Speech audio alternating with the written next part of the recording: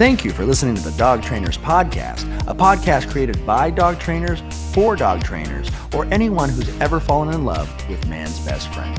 Episode 34, Old School Marketing Still Works. Yeah, I agree. And I think one of the big things, again, this is to prove our initial point, which is the person-to-person interaction is always worth it. It's always worth it. That's actually what we're trying to mimic on the internet is person-to-person interaction, right? It's so funny because a lot of even some of our special guests that we've had, it's strange to know how we think we know them. Like when we got to meet them via the podcast and over the phone and Zoom and all this stuff, these are people that we followed for many years. And it's like, I feel like I already know you. And the reason is because through the internet, through their content, through the media, they've shown us those vulnerable sides. They've shown us their passion, their drive, their skill set. They've shown us vulnerable sides of them. And it's so funny because just the nature of being human is you open up to them. And you connect with them, you empathize with them, and automatically you feel like, hey, you're family, right? That's how I felt when I met Tommy Davies. It was just like, dude, you're fam, like you're one of the homies already, because I followed him, I checked him out, I watched his content, I listened to his stories, I listened to his podcast just with doing research, and I was like, I fuck with Tom Davis, and so go ahead, sorry. I would argue that's why he's as successful as he is and what he does. Yeah. Is Tommy Davis in particular, I think among a lot of the other dog trainers on YouTube that we see, he's mastered, if nothing else, and there is a lot of other things that he does extremely well, but if nothing else, he has mastered just be yourself. This is what I am. You can say what you want, but this is how I do it. This is how I live. And I think people like that, and they should, because it's real, right? And it's funny because we know that that's the case. We know people like authentic, and yet we're still of that weird mindset of like it still needs to be perfect and edited, and whatever the case. I think that's a weird symptom of like the social media era. But it seems like everybody who does well, like Gary Vee, his stuff is always seems like off the cuff. It's got like a cool intro and outro, but it's just him talking to somebody with all kinds of energy. But that's just Gary Vee being Gary Vee. True. I think True. authenticity, being just a real human being, that speaks 100% to marketing in the old school way, because you don't necessarily have to be in person to come across as a person. And Right. in fact, I think, to the credit of new school people, it's really hard to do that. Like sometimes, Brent, I'll go back and listen to our podcast. And again, you guys, this podcast was not the first thing that Brent and I have done together as far as online content. We have other videos and things on YouTube. But even so, this podcast, the first few episodes, we're both way more like reserved, and I wouldn't call it bad. Brent and I can talk for days about anything. But as we kind of got more comfortable and became just more like fluid and natural and okay with just talking, it sounds better. And the stats bear that out. Like the later episodes do better, even though they're newer, so they've been up for less time, you know. But yeah, it is funny how that works. It's really hard for someone to be natural to a camera.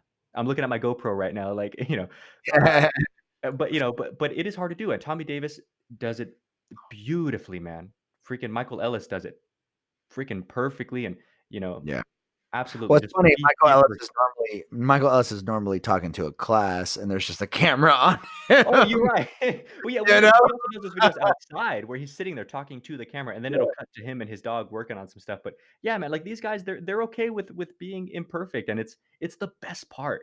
That's what I love about these guys. That's what I love about the people online who I do like. Like again, in the jiu-jitsu world or whatever other world that I'm into, and when it comes to podcasting, I like when you hear somebody gets stuck and not know the word to something, and they sit there like I like hearing stuff like that, or when people kind of run circles around something before they remember what the name of that one place was. It makes me feel like I'm there with them. I'm trying to actively listen and troubleshoot with them, like, oh, I know that place, it was here and it's called this.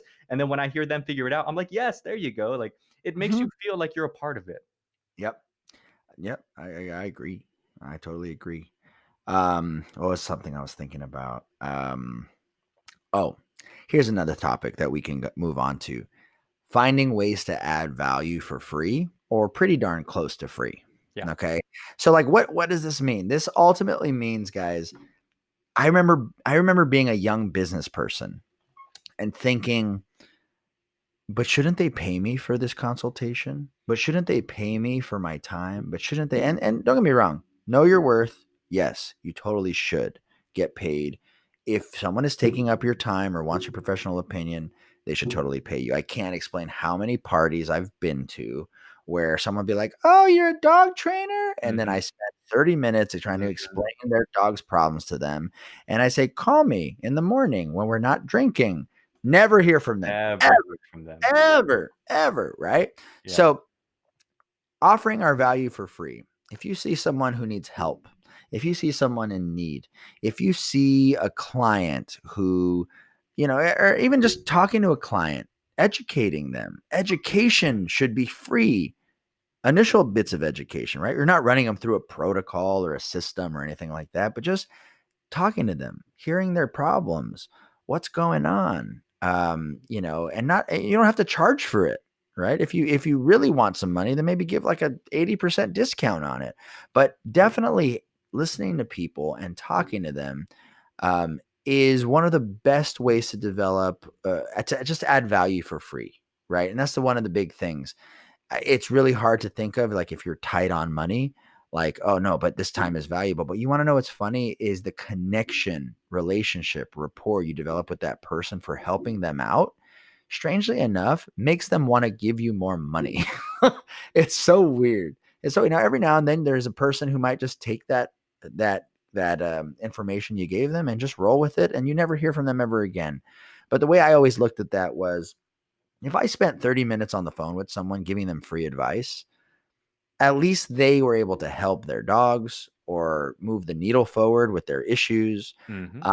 And at the end of the day, even if someone couldn't afford me, because so many times I'll talk to people on the phone and they'll say, "How much is your consultation?" And I'll be like, "Oh, it's this much." And they'll go, "Oh, I can't afford that." And I said, "If you can't afford that, I totally understand. I just hope that I was able to make a difference now." Hmm. Right. And so what happens is I give someone free information, and they get that free information. Even if they couldn't afford me or do business with me, at least they go into the next transaction educated, right? And this is actually what content online does for people, right? We go in watching a video on YouTube and we see something, and then we go in to a real transaction with a real dog trainer in real life. And now we come in more educated, or at least we come in with a perception or a perspective, right? And so it is so valuable for us to offer value for free, to help people when we can help them, because at the end of the day, if I'm able to turn off my businessman brain for a second and not, clock how many minutes I've been talking to this person, people will look at that as authenticity and connection, and they will value that. Now, don't get me wrong, there are some people that won't.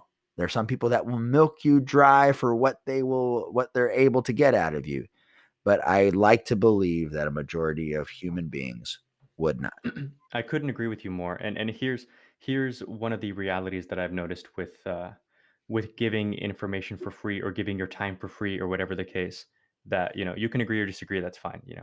Um, when it comes to that hard reality, and it is true that if at the end of the day our job, our goal in life, at least our business goal in life, is to help as many dogs as absolutely possible,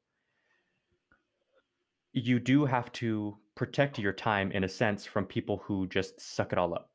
Yes. And, maybe that's unpopular to say, but what I mean by that is there are people who you'll talk to on the phone who just don't end up doing anything with that advice, which is fine. I'm not suggesting you don't talk to people and spend time doing that. What I'm saying is, if Brent and I want to help as many people as we possibly can with their dogs, a podcast was a really smart way to do it because people can download and listen and take from this whatever they find valuable and discard whatever they don't. Hmm. Whereas if we were to spend this same amount of time, we're like 45 minutes in. If we were to spend like the same amount of time talking to one person on the phone, we've done a disservice to everybody else who would have downloaded this episode because now they Right. don't have this content. And so you do have to somewhat learn how to protect your time because I've had people actually not that long ago was another one was a girl who called me about her dog, And the problem was something like this. Her dog, she thinks the dog may be pregnant. Mm. And I'm like, "Oh, why? Like, what makes you think your dog's?" "Oh, I have this other dog. It was a male Dobie and a female Dobie, and they weren't related, but they were like of the same age-ish. Mhm. Neither one of them were fixed. And I caught this one humping that one however long ago, and now all of a sudden my female's being really like short and really, really like kind of harsh toward my kids when they're in her space when she was never like that before. You know, Mhm. Is she pregnant? And I was like, I don't know. I was like, what you should do is take her to the vet and find out if she's pregnant. That's the first thing I would do because if she's not, then we're talking a behavioral issue that we need to talk about. Mhm. Um, she calls me back like 2, 3, 4 days later, something like 4 days later. "Oh, did you go to the vet?" "No, no," and then we go through another 30, 40-minute conversation that ultimately ends with, "I don't know, do you think she's pregnant?" I'm like, "I don't know, take her to the vet," and this is not an exaggeration. She called me over the course of the next, like, 3 weeks, like, 8 times, and they were all long ass she had me, like, video chat so I could see the dog. I was like, "I don't know what I'm supposed to be looking at, like, I don't know, take her to a vet?" Mhm. And it did get to the point where I'm like, "Look, take her to the vet, let me know when that's done, then give me a call." And she never called me. For all I Mhm. know, that dog's not Mhm. pregnant. I have no idea. But it came to the point, and I spent too much time with her as it is. So that was kind of a Mhm. fail on my part, you Mhm. know? Mhm. And it was like, you do have to learn to protect your time like that. She meant nothing bad, I'm sure. She just wanted to know if her dog was what was going on. But at the same time, she just wasn't listening to advice. She wasn't being productive. And I'm like, look, I can't really sit here and like do this with you. I've got other clients, other dogs, my girlfriend. I've got a life to attend to, Mhm. and Mhm. it's that's what I meant was like it may not be the nicest thing to say, but it's true. Learn how to protect your time, learn how to protect the value that you offer others. And when we're talking about offering things for free or close to it, find the ways to do that that are the absolute most impactful and most practical. Like this Mhm. podcast costs us pretty much nothing, microphones, we already have laptops, and then just the monthly services that we need in order to put this thing up, right, and shoot it. But it ends up being helpful to people who listen and to respond back to us and everything else. Whereas, just as an easy example, we were doing YouTube videos together before this, and those were even cheaper to do, but only like a fraction of people ever really kind of took to them and listened to them, which is fine. It's all about testing the waters and Mhm. finding what's useful. And we did exactly that. And we're happy with the attention or the whatever you want to call it, the engagement that we've been getting and how many people tell us how much this helps. So play with it a little, find what works for you, but do protect your damn time because some people love to soak that right up. Suck it up. They just suck it all up. All right. Here's a couple other things that I would recommend. Um, don't be afraid to actively network with other businesses or organizations, right? Yes. So, um, I am notorious in LA. The reason I know so many dog trainers is because I purposely go and reach out to them, right? And Hmm. what's so funny is when I reach out to dog trainers, it can be weird sometimes because some people don't want to necessarily be friends with other dog trainers, which I think is weird. I noticed But that. yeah, it's Yeah. just weird. But the ones who do want to be friends, you know, it's so amazing how much of a network that we have in regards to referring business to one another, right? Like if I have a client on a certain side of town that I can't see because I'm very busy, I will call that client, that other trainer, and be like, "Hey, can you take this client for me?" And I don't take a percentage. I don't do any of that, right? Maybe if I was a better businessman, I probably would. But the reality of it is, I want to be networked with people who offer good services. I also want to be networked with people who might be in a different industry than I am, or obviously who are in a different industry than I am, right? So, being in LA, I have clients in the film industry, the music industry, the school industry, the financial industry, so many different industries. And it's awesome, to be able to go to certain events with them and to be able to talk to people who are influential in those places, because you know you never know who your client's going to be in a network, right? Like, you'll never expect it, right? And because you never know who's connected to who. So yeah, I'd love it, but I think you have a little bit more experience in like recent experience in Yeah. networking. Well, lately in-person networking has been just my whole gig. It's been a lot of like I don't want to I'm trying to not sound like what's that word? Like, cheesy, I guess, but it's just been so much of my life, so much of my time lately has been, I was telling someone the other day, a friend of mine who I met at a networking event, um, and I was like, "Man, I'm now 28 years old. I've known, like, in head knowledge, I've known how important it is to network. You always hear how important it is to network, build relationships, and blah blah blah blah blah.